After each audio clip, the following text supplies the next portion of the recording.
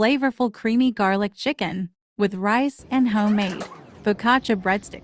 This can be put over potatoes or noodles as well. It's my favorite over rice. Actually, everyone in my house prefers it over rice. This simple breading makes this even more enjoyable. I have used the pre-grated Kraft Parmesan many times in place of freshly grated.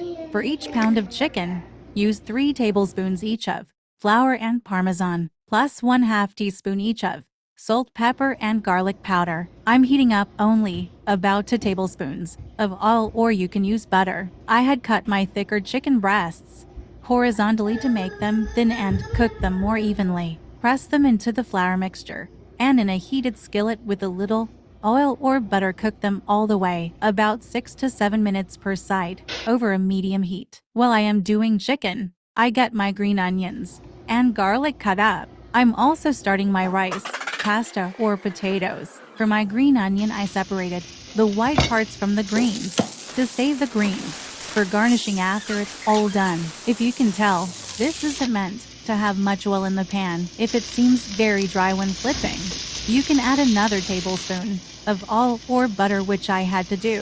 For the most flavor, you will want to remove the chicken when it's done and make your sauce right in that pan. If for whatever reason there is a lot of grease or dark chicken pieces in your pan, then wipe it out some with a paper towel or use a clean pan. If you don't mind a darker sauce, you can just leave it all in there. Take 2 tablespoons of butter, and for diced garlic cloves, or more if you like a lot of garlic, and the more white part to your green onions. Coat those in butter and let them cook for 30 seconds to a minute. I have used diced yellow onion as well.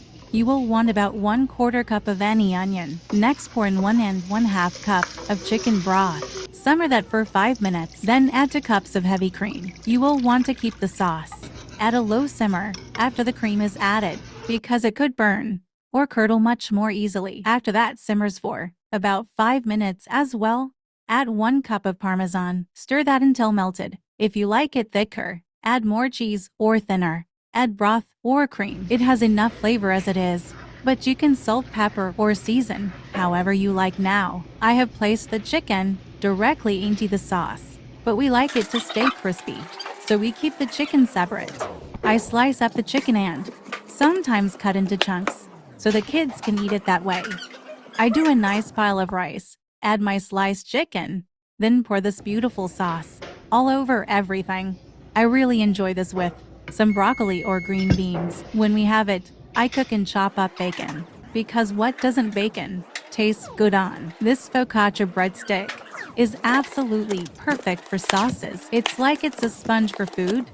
It soaks it up so well. Most of the times it's thicker, like more traditional focaccia. I will show you all how I make it in a separate video. It's very easy. I have made a chicken bacon sandwich out of this bread with the creamy garlic sauce.